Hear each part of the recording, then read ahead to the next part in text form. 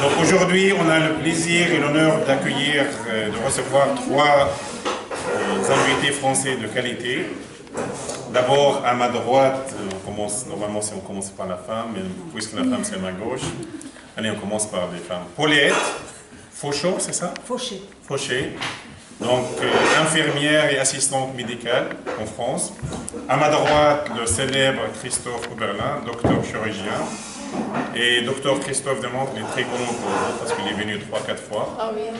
Donc, une délégation médicale très engagée pour la Palestine depuis longtemps. Ils ont commencé en Cisjordanie, après depuis 12 ans à Gaza, et je ne sais pas combien. Ils vont vous raconter en détail leur radar. Ils font chaque année 2 à 3 missions à Gaza pour la formation, pour les opérations des patients et des malades à Gaza.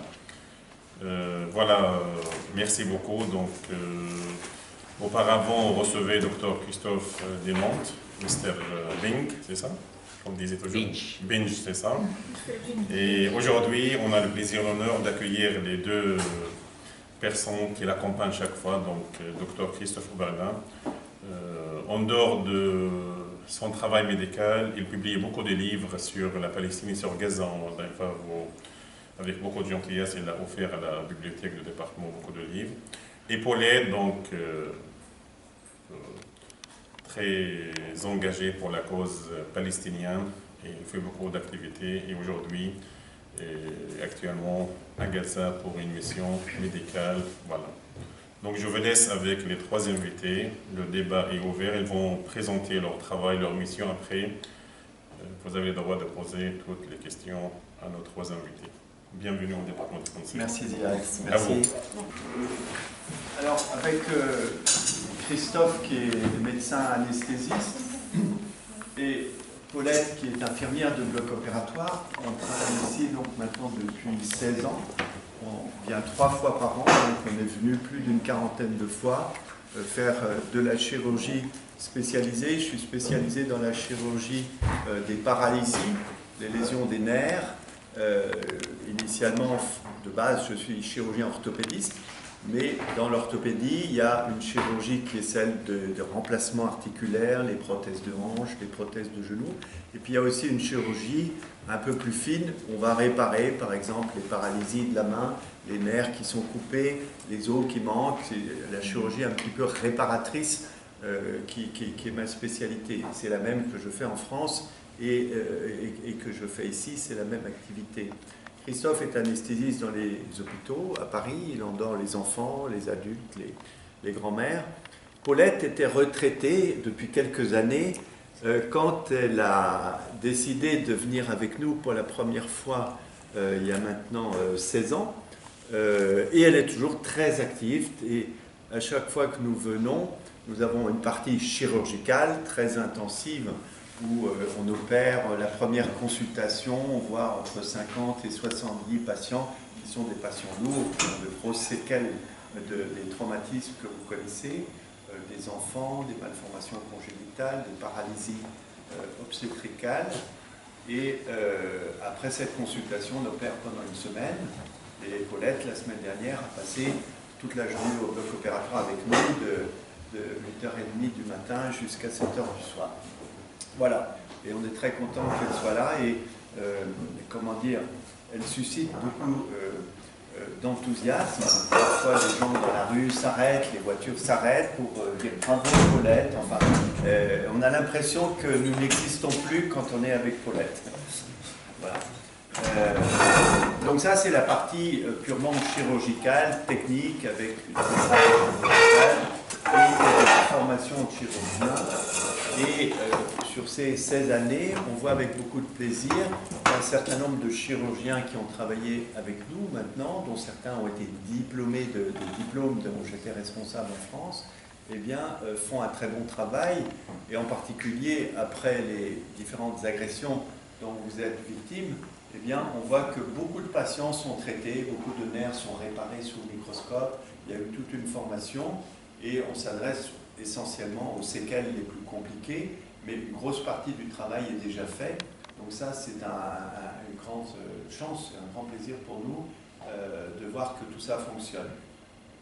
Mais bien entendu, dès le premier jour où nous sommes venus, eh bien, nous avons vécu la situation que vous connaissez et tout de suite, des gens nous ont demandé en France de venir parler dans des réunions comme aujourd'hui. 8 jours après mon premier séjour à Gaza avec Christophe, j'avais déjà un coup de téléphone. Vous arrivez de Gaza, est-ce que vous pouvez nous en parler? Et la première fois, je me suis dit, bah oui, je vais en parler.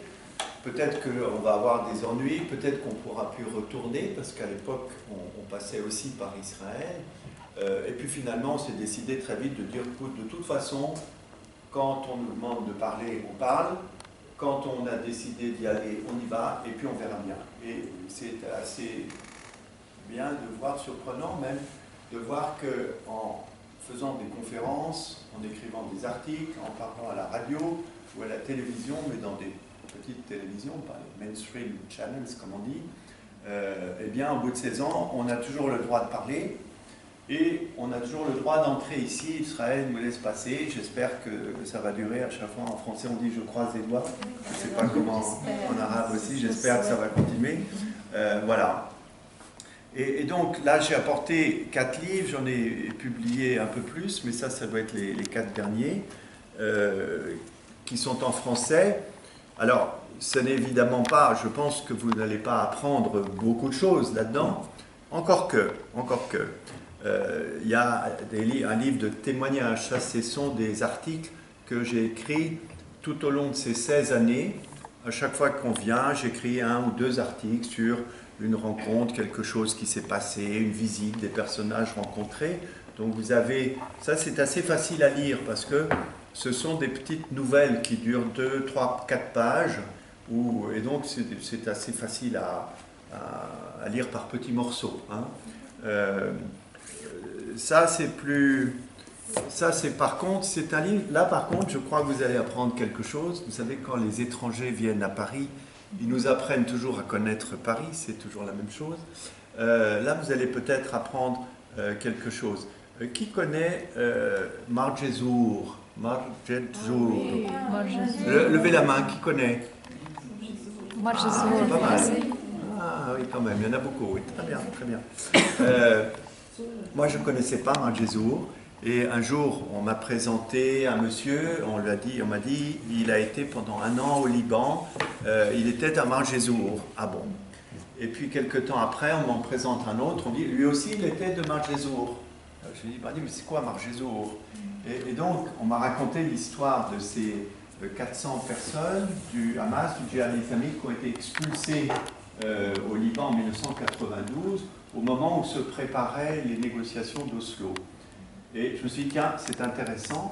Et donc, j'ai eu des entretiens, interviewé une vingtaine de personnes qui étaient à Margezour. Alors, il y en avait quelques-uns qui parlaient anglais, j'ai pu faire les interviews moi-même. D'autres ne parlaient pas anglais. Alors, j'ai fait un interrogatoire qui a été traduit en arabe. Et puis, j'ai acheté une petite caméra et je l'ai donnée au département d'histoire. Et ils ont fait une vingtaine d'interviews formidables. Formidables, parfois 1 heure, avec c'est au département, c'est maintenant dans les archives du département d'histoire. Et je me souviens, la première fois que j'avais demandé, j'avais fait part de mon projet, la personne auquel j'avais demandé, qui était un ancien de Margezour, je l'ai vu faire comme ça. Je me suis dit peut-être que le projet ne lui plaît pas, etc. J'étais un peu inquiet. Et en fait, c'était tout à fait le contraire.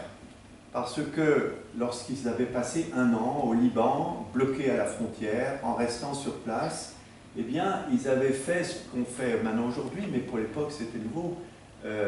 Ils avaient noté tout ce qu'ils ont fait.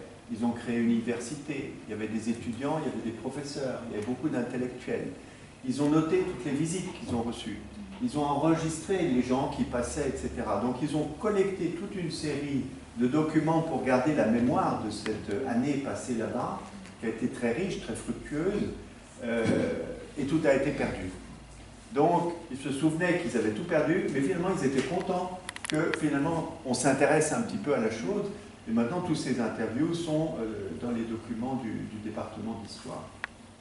Voilà, donc j'ai écrit ce livre qui est pour moitié des témoignages de ceux qui étaient à Margezour, et pour moitié l'histoire juridique vue du côté du droit, vue du côté de l'ONU, vue du côté des médias occidentaux, comment ils ont raconté ça, et comment finalement cette année qu'ils ont passée dans un camp enfermé à la frontière a été une espèce de team building, excusez-moi d'utiliser un mot français, comment on peut dire en français le team building, du coaching, excusez-moi. Bref, ça a été l'occasion pour eux de tisser des liens très étroits les uns avec les autres, et notamment un certain nombre, par exemple, de Cisjordanie et de Gaza, ne s'étaient jamais rencontrés. Donc ils ont passé un an ensemble, ils ont étudié ensemble, ils ont créé une consultation médicale, enfin, tout ça est une aventure assez extraordinaire. Voilà, ça c'est Margezour. Ça, c'est quelque chose que j'ai écrit pendant la guerre de 2014. Nous venons habituellement 3 fois par an, et notamment au mois de juillet. Et en 2014, vous vous souvenez peut-être, le mois de Ramadan était au mois de juillet. Fin juin, début juillet, quelque chose comme ça. Et donc, on ne vient pas opérer ici pendant la période de Ramadan, puisque les patients n'aiment pas se faire opérer, c'est une période de fête, etc. Donc, on avait décalé et on est venu au mois de juin. On est venu juste avant. Et on a assisté aux événements, on a vu que ça se préparait, etc. Et donc, pendant l'été 2014, on n'était pas ici, comme on est d'habitude. Et à ce moment-là, eh bien, je raconte un petit peu. Ce livre, ce n'est pas l'occasion de raconter personnellement ce que j'ai pu faire, c'est l'occasion de faire de la pédagogie sur le droit international. Le droit international, les conventions de Genève, les civils, les crimes de guerre, tout ça. Si on écrit un petit livre sur le droit international, c'est difficile à lire. L'objectif de ce livre, eh bien, c'était, à l'occasion du conflit israélo-palestinien, de raconter un petit peu ce qu'est le droit international, à quel niveau nous en sommes, comment le droit international se modifie, se change. En médecine, on ne soigne pas les gens aujourd'hui comme il y a 15 ans. Le droit, c'est pareil, il se construit petit à petit. Et il y a beaucoup de gens ici qui pensent que le droit international, c'est le droit des Occidentaux, parce que c'est eux qui ont construit l'ONU, la Cour pénale, etc. Mais ce n'est pas tout à fait vrai, parce que le droit international change. Et en particulier, beaucoup de gens pensent que la Cour pénale internationale, c'est une cour qui est destinée à juger les pays africains, les dictateurs, mais que jamais les criminels de guerre que sont le président américain ou israélien n'iront devant la Cour pénale internationale. C'est un peu vrai, mais ce n'est pas parce qu'un outil est imparfait qu'il ne faut pas s'en servir. Et à l'occasion de ce livre et de la guerre de 2014, j'explique, je raconte, et tout ça a été contrôlé bien entendu par des avocats spécialistes de droit international, eh bien que le droit international est une piste qu'il faut emprunter. Et l'exemple est assez caractéristique ici, car grâce à mes contacts avec Gaza, pendant la guerre de 2014, eh bien, le ministre de la Justice de l'autorité palestinienne, qui était à Gaza, Salim al-Sakka, voilà, et le procureur général de Gaza, Ismail Jaber, eh bien, j'ai pu leur faire parvenir tous les documents pour envoyer une plainte à la Cour pénale internationale. Et le 28 juillet, c'est-à-dire alors que la guerre n'était pas finie, il y a eu une plainte pour crime de guerre qui a été déposée à la Cour pénale internationale. Et dans la semaine qui a suivi, Mahmoud Abbas a envoyé son ministre des Affaires étrangères, Riyad al-Maliki, à La Haye, où siège la Cour pénale internationale. Et la procureure de la Cour pénale internationale lui a dit « Cette plainte que j'ai reçue la semaine dernière sur mon bureau, est-ce qu'elle vient de l'autorité palestinienne ?» Et Riyad al-Maliki a dit non. Voilà. Donc cette plainte a été bloquée par l'autorité palestinienne, mais en droit international, elle n'a pas été éliminée. Lorsqu'il y a une plainte, si elle est reçue, il doit y avoir une investigation. Donc l'investigation n'a pas commencé, mais la plainte est toujours là. Le ministre de la Justice, qui s'appelle donc Salim al-Sakka, a été écarté de son poste. Ça a été la conséquence. Et donc je raconte tout ça dans ce livre et à cette occasion, on glisse des informations juridiques sur comment fonctionne la Cour pénale internationale.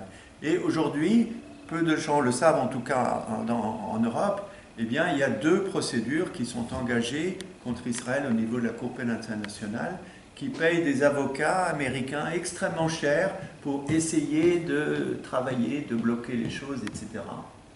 Autrement dit, il ne faut pas désespérer de cet outil qui est la Cour pénale internationale. Il ne faut pas désespérer nous aussi des autres outils juridiques. Et là, je vais vous donner un autre exemple qui n'est pas dans ce livre.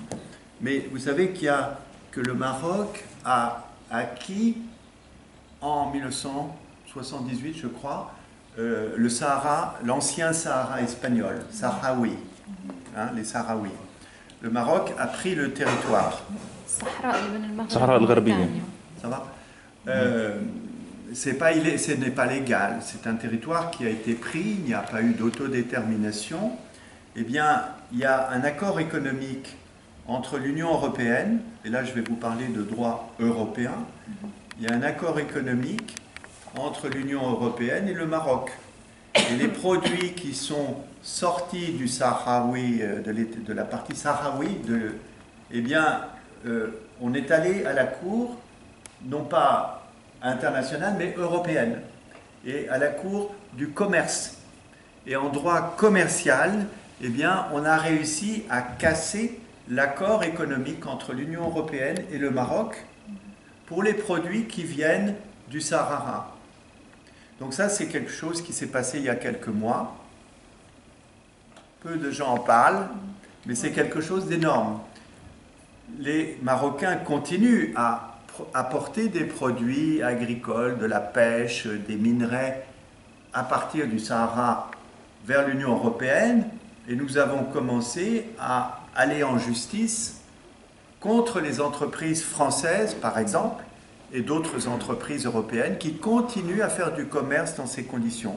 Les produits issus du Sahara ex-espagnol sont maintenant illégaux en Europe. Donc vous voyez tout de suite ce que je veux dire. C'est ce qu'on dit, la tortue est une justice, mais la justice est une tortue, mais elle va arriver un jour. D'accord, mais on va arriver. Est-ce que ça ne vous donne pas aux jeunes quelques idées, ça? Qu'est-ce que ça évoque pour vous? En droit, quand il y a eu une justice qui a été rendue, on appelle ça une jurisprudence. Donc s'il y a un autre cas similaire qui se présente ensuite, quand on a jugé quelque chose d'identique avant dans cette direction, on est obligé de l'appliquer.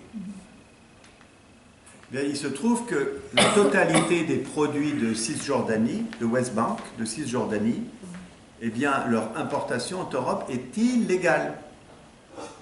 Ce n'est pas question simplement de mettre une étiquette, de mettre leur origine, mais l'importation de produits de Cisjordanie en Europe est illégale. Autrement dit, eh bien, il suffit de porter plainte auprès de la Cour commerciale de l'Union européenne.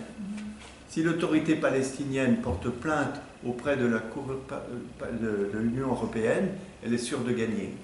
Car il y a déjà un antécédent, il y a déjà une jurisprudence. Voyez ? Donc ces enjeux de droit sont extrêmement importants, car vous imaginez que si les produits de Cisjordanie ne peuvent plus être importés dans l'Union européenne, ça veut dire que l'économie israélienne de Cisjordanie s'effondre. Et la justification du maintien de ces colonies sera très difficile sur le plan financier même. Voyez. Donc vous voyez que tous ces outils de droit qui avancent comme une tortue, eh bien, il ne faut pas les négliger. Voilà. Parce que la tortue est arrivée à la fin de l'histoire. Exactement, la tortue, elle a fini, elle était devant. Voilà. Là, ce dernier livre dont je vous parle ici, ça c'est l'échange. J'ai voulu faire un livre sur les prisonniers palestiniens. Et comme toujours, quand on fait un livre, il faut essayer d'avoir une direction, de ne pas partir dans toutes les directions en même temps. Et donc c'est un livre qui est consacré à l'échange entre le soldat Shalit et les 1000 prisonniers. Donc j'ai eu la possibilité de faire des entretiens avec beaucoup de prisonniers, des familles, de décrire les procès, etc. Et ce livre a un autre aspect aussi, c'est que dès le premier jour où le soldat Shalit a été capturé, en France on a dit un Français a été kidnappé. Parce que ça pose là aussi l'explication de la double nationalité, les accords entre la France et Israël. Il y a la double nationalité est différente selon les pays, selon les accords. Et en ce qui concerne Israël et la France, c'était catastrophique.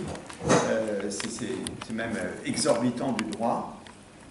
Vous savez, par exemple, je change de sujet, vous savez que nous avons un député israélien à l'Assemblée nationale française. Vous savez ça? Avec le système de la double nationalité, avec le système des Français de l'étranger, les Français qui vivent à l'étranger, eh bien, ils ont droit à quelques députés. D'accord? Et en Israël, quand vous êtes un Israélien d'origine française, vous restez français. Vos enfants restent français. Les enfants de vos enfants restent français. Autrement dit, il y a énormément de Français, entre guillemets, en Israël, qui ne sont pas français. Shalit ne parle pas le français, son père ne parle pas le français, etc., etc. Et donc, avec le nombre de gens d'origine française qu'il y a en Israël, et qui sont toujours considérés comme français, et qui ont droit à la citoyenneté européenne, puisqu'ils sont français, vous voyez, tout ça, c'est des choses qui sont intéressantes à connaître, eh bien, ça représente, ils sont sûrs, en termes de nombre de personnes qui vont voter, qui vont avoir un député israélien à l'Assemblée nationale française. Et lors de la campagne pour les élections de députés, eh bien, on a vu M. Netanyahou à côté du candidat israélien à la députation française dire à quel point il était content que ce candidat puisse parvenir à l'Assemblée nationale française. Et les médias, à chaque fois qu'il y a une question qui se pose, Israël, Palestine, ils vont tendre le micro au député qui est israélien et français. Et c'est comme ça que l'Assemblée nationale, eh bien, a la bonne parole. Vous voyez. Donc tout ça, ce sont des choses qu'il faut savoir. Et c'est à l'occasion justement de cette médiatisation invraisemblable qui a été faite en France sur le soldat Shalit. Dès le premier jour, un Français a été kidnappé, alors que c'était un soldat qui avait un costume de soldat, qui était dans un camp, tout ce que vous savez très bien. Vous voyez. Donc les médias ont joué un rôle terrible. Pardon? Médias menteurs. Oui, les médias menteurs, oui, c'est ça. Et donc, en gros, la moitié du livre, un tiers, est consacré au mensonge des médias. Imaginez, vous l'avez peut-être reçu, que ses parents ont été reçus par Sarkozy, le président de la République. Ils ont été reçus par le pape, ils ont été reçus par le président des États-Unis, ils ont été reçus... Ça a été un exemple de campagne absolument honteuse, au prétexte que ce soldat aurait été français. Voilà, donc ça c'est le dernier livre. Puis actuellement, je finis un livre. On a eu beaucoup d'entretiens. Un jardin, je pense, une place qui s'appelle juste en France. En France? Ils ont une place, bien sûr, c'est vraisemblable même, c'est vraisemblable. Voilà. Et là actuellement, on termine avec Christophe un livre sur les chrétiens de Gaza, qui est un livre à la fois historique, parce qu'il y a une histoire qui est très longue, politique, parce que c'est très intéressant de montrer qu'au fil du temps, alors que le nombre de chrétiens allait en diminuant de manière, je dirais, naturelle, eh bien, l'harmonie entre l'islam, l'harmonie entre chrétiens et musulmans, a été de tout temps exemplaire. Il y a énormément de références historiques là-dessus, avec deux interruptions brutales, qui sont d'une part les croisades. C'est au moment des croisades que les chrétiens sont devenus minoritaires. Le choc des croisades correspond exactement alors qu'il y a eu 5 siècles avec deux populations presque équivalentes. Voilà. Et le deuxième choc, bien entendu, c'est l'implantation sioniste. Voilà, donc si vous avez des questions, des observations. Oui. Non, enfin, il y a eu peu de sionistes d'implantation à Gaza. Le thème, c'est les chrétiens de Gaza. Je sais que je parle du deuxième choc qui a causé la diminution du nombre de chrétiens. C'est Gaza, vous voulez dire que c'était après 48? Il faut lire mon livre. Il n'est pas encore publié. Non, mais je plaisante. Mais ça correspond historiquement, si vous voulez. L'implantation sioniste est une catastrophe pour toute la région. Et autant que les autres, mais les chrétiens étaient déjà peu nombreux, et donc ceux qui ont pu s'échapper l'ont déjà fait. En gros, c'est ça. Oui, dis-moi. Vous avez dit que les gens qui sont de l'origine française, ils ont le droit comme le français, et les juifs ils ont droit à la citoyenneté israélienne. À partir du moment où un Français, ou quel que soit le pays juif, arrive à Ben Gourion, on lui donne, s'il demande, la citoyenneté israélienne. Mais pas la nationalité. La nationalité israélienne n'existe pas. Et il aura comme ça le passeport israélien, mais il a le droit encore du passeport français. Oui. Mais il paye les impôts pour les Israéliens ou les Palestiniens? Alors, c'est une bonne question. Moi, les impôts, je ne sais pas très bien, mais par contre, en médecine, je sais très bien. J'ai ma femme qui est médecin, dermatologue, dans un quartier de Paris où, en gros, il y a 30% de juifs, 30% de musulmans et 30% qui sont ni juifs ni musulmans. Voilà. Et comme ma femme est elle a une très bonne relation, elle me raconte des tas d'histoires qui parfois sont assez effrayantes sur les enfants français juifs qui vont en vacances en Israël dans les camps militaires, mineurs, je passe. Donc elle voit énormément de franco-israéliens qui viennent se faire soigner en France. Ils viennent pour les soins, parce que les soins en Israël sont très chers. En France, ils ont la carte vitale, c'est gratuit, c'est un pays où la santé reste encore gratuite. On espère que ça va le rester longtemps, mais ils font des trajets pour se faire soigner. J'ai répondu à votre question, je ne sais plus. Parle fort, Mohamed. Oui, en fait, ça m'a plu ce que vous venez de dire. En fait, il n'y a rien à dire, je n'ai pas de questions. J'ai compris tout ce que vous venez de dire, mais je n'ai pas de questions. Mais on est aussi là pour répondre à vos questions, pas seulement sur nous, mais tout ce que vous avez envie de poser comme question, sur qu'est-ce que c'est que la France. Pourquoi vous n'écrivez pas quelque chose qui concerne le racisme israélien? Si on parle d'un Français ou un Israélien qui a la nationalité française, il a le droit de vote, il a le droit d'être candidat pour l'Assemblée nationale, il peut être député, peut-être il sera le président un jour. Mais un Français qui a citoyenneté israélienne, il n'a pas ces droits-là. Mais il a le droit d'être un militant, un agent, un soldat dans l'armée israélienne. Il était obligé à ce moment-là, comme je crois. C'est obligatoire de faire le service militaire. Alors, moi, je ne connais pas Israël, pas plus que vous. Je ne suis pas très intéressé, sauf dans les moyens de lutter contre le sionisme. Alors, pour les moyens de lutter, il y a des gens très bien en Israël qui parlent l'hébreu, qui lisent l'hébreu et qui sont des témoins formidables. Bon. Alors, on sait effectivement qu'il y a des Français juifs qui font leur service militaire en Israël. Et on sait aussi qu'il y a certains vont aider les militaires, ils vont même aider les colons, ils sont armés, vous voyez. Bon. On sait qu'il y a des mineurs français, y compris des filles, qui vont dans les camps militaires israéliens l'été. Voilà. Ce qu'il y a d'intéressant aussi, c'est d'avoir les informations qui viennent de l'intérieur d'Israël, de la part de ceux qui dénoncent, et on en connaît beaucoup. Ils sont très minoritaires, mais on en connaît beaucoup. Ils sont très courageux.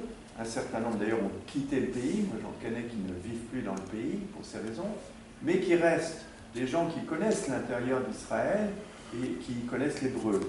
Il y a un livre qui est paru récemment, il y a quelques mois, qui est très intéressant, qui est un livre sur le ministère sur la propagande israélienne. Il y a un ministère, nous, ça nous semble d'une autre époque, où il y a un ministère de la propagande en Israël. Alors, ils ne l'ont pas appelé propagande, parce que propagande, c'est un mot négatif. Ils l'ont appelé ministère de l'explication. Vous voyez, ce n'est pas la propagande, mais on va vous expliquer. Vous n'avez pas bien compris. Si vous ne voulez pas qu'on soit chez vous, dans votre maison, assis à votre place, c'est parce que vous n'avez pas bien compris. Okay. Et ce qu'il y a d'assez étonnant dans ce livre, c'est qu'il a toutes les sources israéliennes. Et ce qu'il y a de stupéfiant, c'est que ces sources sont publiques. C'est-à-dire que il y a des conférences, des colloques qui sont organisés sur comment organiser cette propagande. Il y a des budgets qui sont votés à la Knesset, 30 millions de dollars cette année pour la propagande. Et ça va beaucoup plus loin, c'est-à-dire qu'on va jusqu'à identifier dans les pays qui soutiennent ou ne soutiennent pas, parce que finalement le sionisme ne tient que par l'intervention extérieure, sinon en une semaine ça serait terminé. Donc on va chercher dans les pays clés, et en particulier en France, quelles sont les personnes qui soutiennent Israël, quelles sont celles qui ne soutiennent pas, et en particulier parmi les élus. Donc il y a des listes qui sont données en disant telle personne a été élue, la prochaine fois il ne faut pas qu'elle soit élue. Et on s'arrange pour qu'elle ne puisse pas être candidate, vous voyez. Donc tout ça c'est écrit noir sur blanc, c'est-à-dire en général quand on fait de la propagande, on essaie de se cacher un petit peu, ça passe en dessous. Là c'est tout le contraire. Et on est stupéfait de voir que, aussi bien Christophe que moi, ou Paulette, on est dans une catégorie qui doit être traitée, comme ils disent, vous voyez. On doit être traité. Alors, on va, pour l'instant, à ma connaissance, ils n'ont tué encore personne, mais la meilleure façon de traiter quelqu'un, déjà, c'est de lui bloquer sa carrière. Voilà. Donc, par la profession, c'est comme ça, les journalistes sont des gens sont des gens très précaires, qui ont des contrats à durée limitée. Et donc, les journalistes sont particulièrement ciblés, les élus politiques sont ciblés, mais aussi les enseignants, les universitaires. Moi, j'ai été l'objet d'attaques qui ont été faites à une période de ma vie où j'étais déjà professeur, je n'avais pas de problème, mes enfants étaient grands, bon, j'étais invulnérable d'une certaine façon, mais j'ai été objet d'attaques ahurissantes.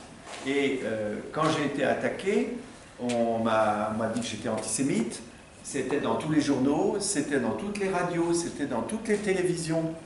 Et j'ai été condamné par le Conseil de l'ordre des médecins et pour des propos antisémites. Eh bien, on ne s'est pas découragé avec les avocats, on est allé en appel, et en appel on a gagné. Et donc, ils n'ont pas pu dire que j'avais tenu le moindre propos antisémite. C'était assez facile de le prouver parce que j'ai écrit des bouquins, des dizaines d'articles, il y a des tas de vidéos qui circulent partout. Et donc, on ne pouvait pas accuser de propos antisémites, de mots antisémites, si on ne pouvait pas mettre sur la table les mots correspondants. Donc, on a gagné. Christophe, c'est une majorité de deuxième année. Est-ce que tout le monde a compris c'est important ce qu'il vient de dire? Est-ce qu'il y a des gens qui veulent, parce que ce que peut faire Palestine, c'est vous le redire maintenant, ça, parce que le ministère de la propagande, est-ce que vous avez tous compris ce que ça voulait dire? Ministre, qu'est-ce que ça veut dire propagande? vient de l'anglais, propaganda. البروباغندا كي تدخل الميديا كذابه زي ما حكى ما عملتش فانا هيك مش صحيحه بس عشان كل العالم يطلع علي وينتبه لي انا il a changé de comment on dit au lieu de dire ils suivent bien mais ils ont un peu limite sur la majorité. Je crois aussi parce qu'ils ont compris. Continuez. Ça c'est nouveau. Asbara. Alors c'est nouveau.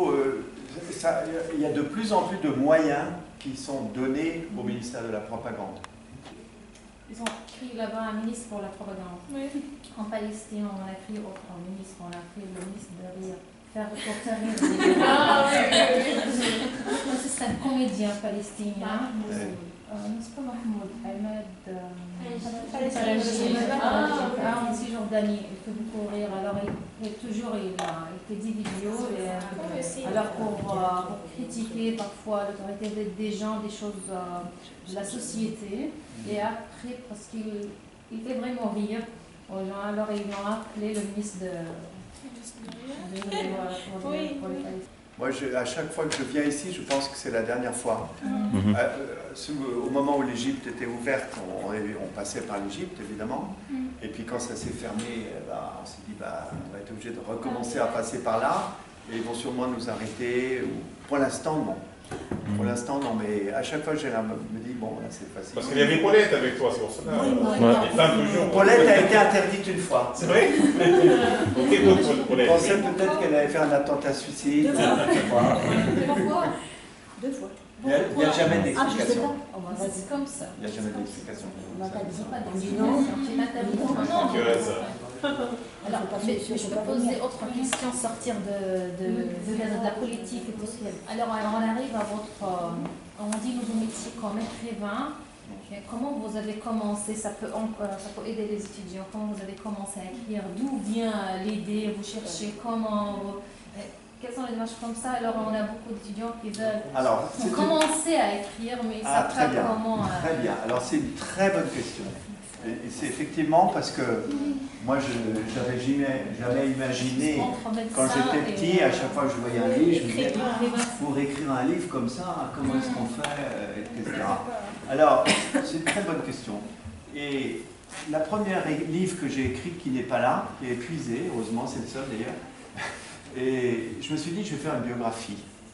Donc, je m'intéresse à la Palestine, je vais prendre un Palestinien, et je vais lui demander de raconter sa vie. Voilà.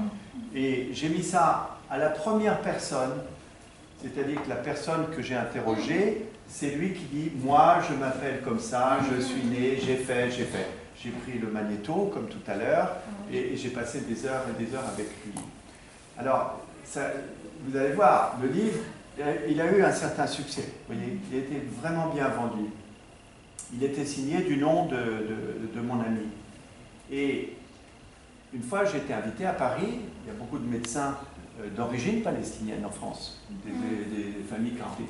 Donc il y a une association de médecins palestiniens en France. Ils sont français, ils travaillent en France, ils sont nés pour certains en France, mais ils restent palestiniens.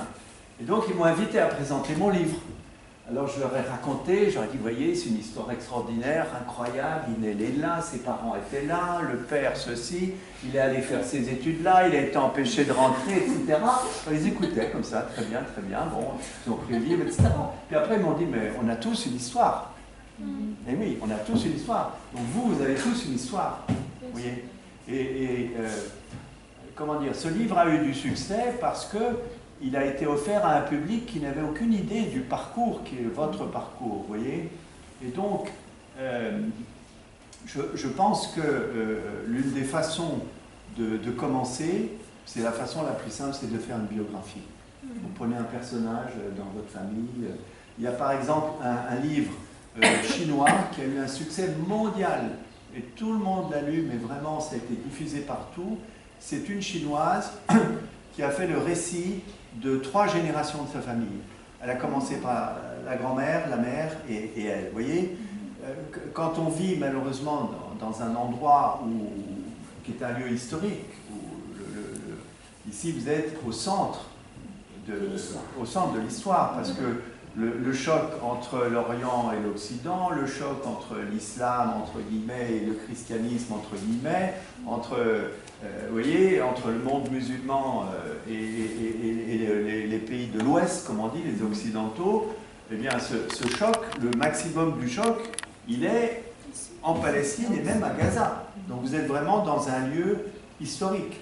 Donc tout ce que vous allez raconter est quelque chose qui sera un document, vous voyez. Absolument. Donc moi j'ai commencé par ça, parce que je ne savais pas écrire, je me dis ça c'est facile. Et après j'ai fait ça. Bah, ça c'est facile aussi, c'est une série de petites nouvelles.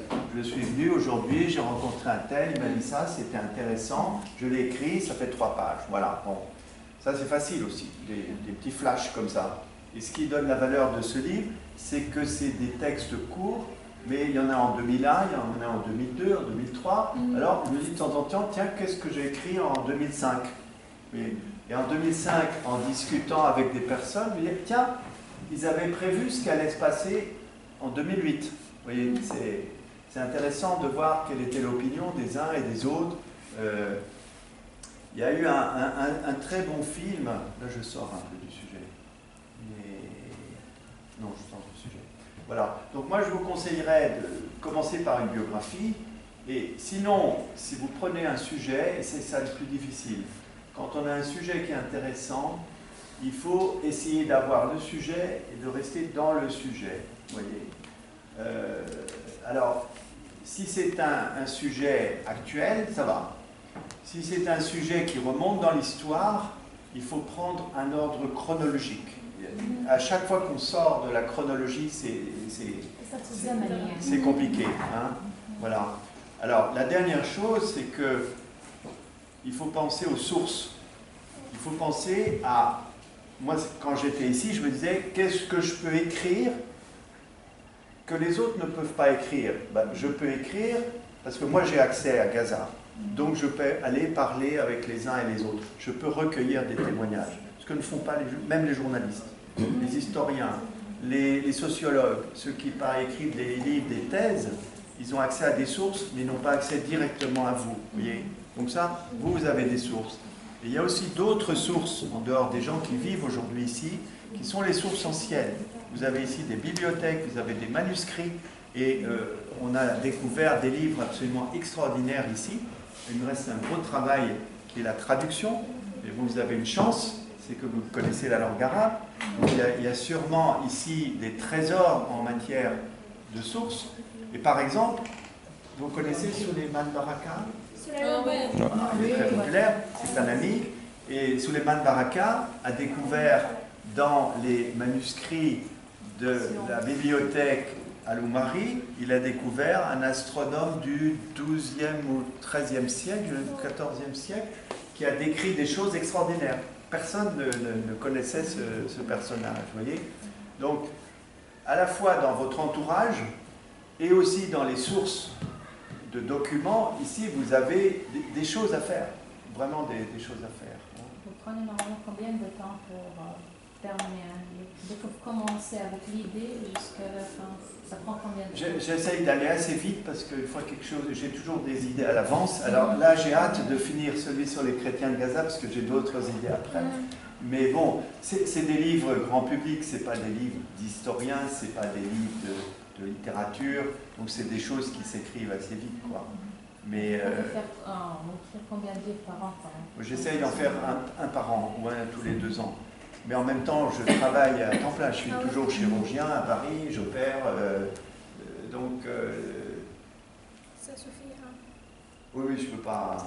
Mais par contre, cette semaine, vous voyez, on a décidé d'opérer pendant une semaine.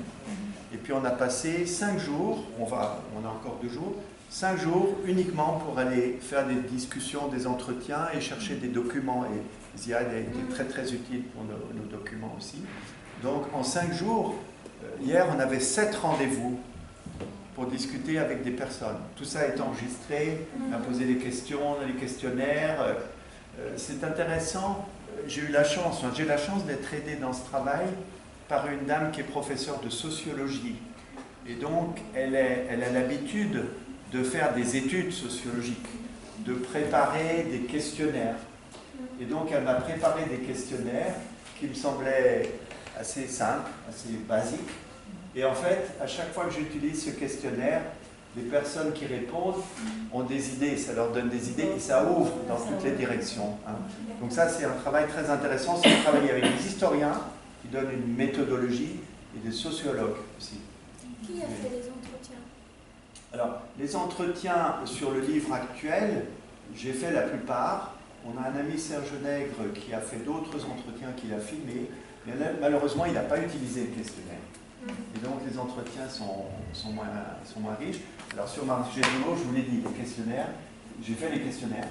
Les entretiens, j'ai fait 3 ou 4 en anglais, et tout le reste, c'est en arabe, mais c'est les mêmes questions qui ont été posées. Et peut-être que le fait que ça soit posé par un étudiant en histoire de l'université palestinien qui posait des questions à d'autres Palestiniens, peut-être que les gens ont répondu d'une manière plus spontanée. Car j'ai observé quand j'ai fait traduire tout, quand il se présentait aux gens de Marjezour comme un étudiant faisant une recherche et ce qui était vrai, pour le centre de documentation de l'université. Et je pense qu'il a eu plus de choses peut-être que moi si j'étais arrivé avec... vous voyez, sur les chrétiens de Gaza, encore ce matin, quand on arrive, il y a des gens qui n'aiment pas trop. Hein, ils sont méfiants. Parce qu'ils se disent, oh là là, il y a déjà assez de problèmes, si en plus on va raconter qu'on est persécuté, qu'on est ci, qu'on est ça. Vous voyez? Oui. Comment vous peuvent choisir le titre de livre? Vous écrivez d'abord et après après ça, vous choisissez le titre. Il faut choisir le thème avant. Le Et le thème, c'est souvent un peu le titre, vous voyez. C'est plus important que Oui. le titre. Oui. Là, il y a le titre et le sous-titre. Le titre, c'est l'échange. On change. Et puis, c'est le soldat Chalit et les Palestiniens. Il fallait marquer Chalit, parce que si on marque Chalit en France, les gens ils regardent. Ça vient Vous voyez. du regard. Si vous mettez les prisonniers palestiniens, c'est... voyez. Ah, c'est attirant. Ouais. Je reviens un peu parce que jusqu'à maintenant, je n'arrive pas à comprendre c'est quoi l'avantage ou le but derrière la stratégie de double nationalité. C'est quoi le but derrière cette stratégie, ces droits-là? Alors, là, il faudrait que vous lisiez dans le chapitre la partie sur la double nationalité que j'ai écrit avec des avocats. En gros, la double nationalité, ce sont des accords entre deux pays, et ces accords sont tous différents. L'accord sur la double nationalité entre la France et le Maroc, par exemple, c'est pas le même qu'entre la France Ça et veut dire Israël. qu'il y a des avantages économiques. Absolument. La politique migratoire des États, vous voyez, c'est vraiment très très politique des deux côtés, vous voyez. Et chacun cherche à avoir un avantage. Et là, en ce qui concerne Israël, c'est une catastrophe. C'est une catastrophe. J'ai une question politique. Très bien. D'accord. Je vais vous proposer la même question de Madame Palestine. Pourquoi les Israéliens d'origine française considérés comme les Français, par contre les Français qui sont d'origine israélienne, ils n'ont pas la même droit. Il faut lire le petit chapitre qui est sur ça parce que c'est un petit peu compliqué. Chaque accord entre...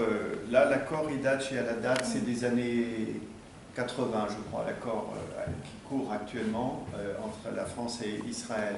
Chaque accord envisage différentes choses. Premièrement, est-ce que vous allez faire votre service militaire? Est-ce que vous allez le faire dans un pays, dans l'autre? Comment ça s'arrange, vous voyez? Bon. Et puis, c'est aussi la protection. Si vous êtes... par exemple, il y a un accord qui est terrible, c'est entre la Belgique et le Maroc. Parce que justement, je connais des personnes qui sont vraiment ennuyées avec ça. Eh bien, si vous êtes belgo-marocain, vous ne pouvez jamais abandonner la nationalité marocaine. Et je connais personnellement un Belge dont le père était marocain. Et donc, il est belgo-marocain. Il n'a jamais mis les pieds au Maroc. Et au moment des attentats de Casablanca, il y a quelqu'un en prison sous la torture qui a dit c'est un tel qui a apporté les armes. Et le jour où il a quitté la Belgique, à partir du moment où ce belgo-marocain quitte la Belgique ne le protège plus. Il est considéré comme marocain. Et donc les Marocains ont fait des choses affreuses. Ils ont réussi à le faire venir de l'Espagne. Actuellement, il est en prison au Maroc. Vous voyez. Et la Belgique dit ah non, il n'est pas belge. Il a fait son service militaire en Belgique. Il est né en Belgique. Il a tout vécu toute sa vie en Belgique. Vous voyez. Donc c'est... On dit que c'est un double tranchant. Vous savez, un couteau qui coupe d'un côté, qui coupe de l'autre. Il faut se méfier parce que c'est à double tranchant, ces histoires de double nationalité. En même temps, concerne les Français d'origine palestinienne, est-ce qu'ils ont les mêmes droits des Français d'origine israélienne? Alors, les Français d'origine palestinienne, je dirais qu'il y en a beaucoup. Ils sont tous français. Et ils ont les mêmes droits que tout le monde. Voilà. Donc ça, c'est une vieille histoire. C'est-à-dire que, par exemple, si on prend le siècle qui vient de s'écouler, il y a eu des migrations. Il y a des gens qui sont venus faire des études. Et la France a été l'une des destinations. Et donc, il y a beaucoup de... Par exemple, je me souviens, je connaissais très bien le président de l'association des médecins libanais en France. Ce sont des médecins d'origine libanaise, beaucoup d'origine palestinienne, et ils sont en France, ils ont fait leurs études, ils ont eu leur diplôme, et aujourd'hui, on n'a pas de statistiques en dehors peut-être des associations. Mais on- C'est pareil, pas souvent avec les Français, si on dit à un juif qui vient par exemple du Yémen, qui vient de l'Oman, qui vient de n'importe quel pays arabe, il n'est pas exclu, il le met toujours dans les colonies qui sont loin, il est exclu, il n'est pas C'est une catégorie, oui. Voilà, voilà, ils sont catégoriser les gens. Alors, comme on dit Ashkenaz, Sephardim, alors ça c'est connu déjà. Voilà, en Israël. Non, Israël, c'est toujours un cas particulier. Alors, tout est permis. On est obligé d'arrêter les 14 heures, d'accord? Parce qu'ils ont... Il y a Nour qui veut poser une question. Oui. Ah, nous. Rapidement, oui. J'écris en arabe, j'ai commencé des choses, mais on va écrire en français, c'est facile, c'est difficile. Comment je développer mes compétences à l'écrit? Moi, je pense que la meilleure chose à faire, si vous voulez écrire un livre, c'est d'écrire, mais si vous voulez écrire quelque chose en français, c'est de l'écrire directement en français. Et pas de commencer par l'écrire en arabe et le traduire. Comme ça oblige à utiliser à la fois le mot et la pensée qui va avec, vous voyez. Et on n'écrit pas pareil dans les deux langues. Mais bon, il faut que vous ayez le désir d'écrire en français. Et moi, je pense que si vous avez le désir d'écrire, il n'y a aucune raison de le faire qu'en français. Il faut commencer par écrire, prendre cette habitude. Et puis quand vous aurez un niveau de français suffisant, si vous voulez décrire un livre à destination des Français ou à diffuser, bien entendu, le faire ensuite. Mais tu dois commencer au début à écrire en Mais on doit commencer par la lecture, on ne peut pas écrire sans lire. Justement, il y a beaucoup de livres à lire, d'accord? On va en profiter dans le cours de lecture. Donc ici, voilà. Donc les livres sont maintenant à la bibliothèque. Vous pouvez l'emprunter de M. Ahmad rapidement, d'accord? Et s'il vous plaît, voilà, à la fin de cette visite, je tiens à remercier les trois invités et notamment Dr Christophe pour cette intervention très utile. Je pense en dehors de son intervention, ces échanges, je pense que vous pouvez profiter de cette séance, de beaucoup de cours, soit le cours de multimédia, soit le cours de communication, soit le cours d'oral. Donc je pense qu'il y a beaucoup de choses très intéressantes à exploiter cette visite, dans les comptes rendus, le résumé comme ça. Et voilà les 5 livres, on remercie Dr Christophe pour ses 4 livres, ou Christophe de Nantes pour son livre. Et voilà, merci beaucoup Dr Christophe, Paulette, qui n'a pas beaucoup parlé. Donc, on accuse les filles palestiniennes de ne pas parler, et Paulette n'a pas parlé. C'est grave ça. Donc voilà, c'est... Mais on peut faire des photocopies si on veut. Bien sûr. Donc si, voilà. Si vous voulez que j'en apporte la prochaine fois, vous envoyez un mail. Bah si, c'est pas... Il n'y a pas de problème. Non, parce que j'étais très intéressée par lui quand vous dit, il y a des articles.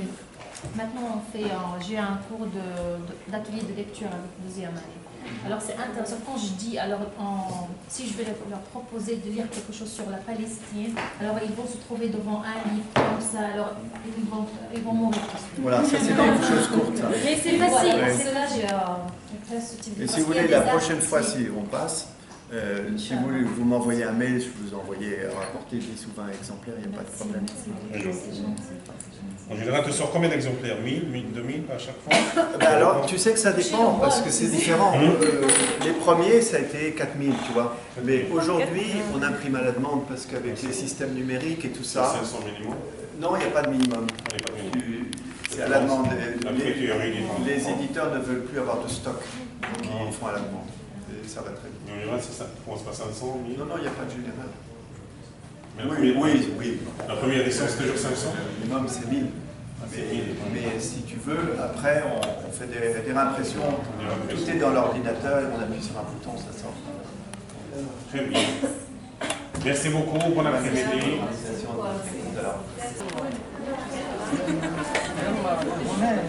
Souris, vous êtes à ça.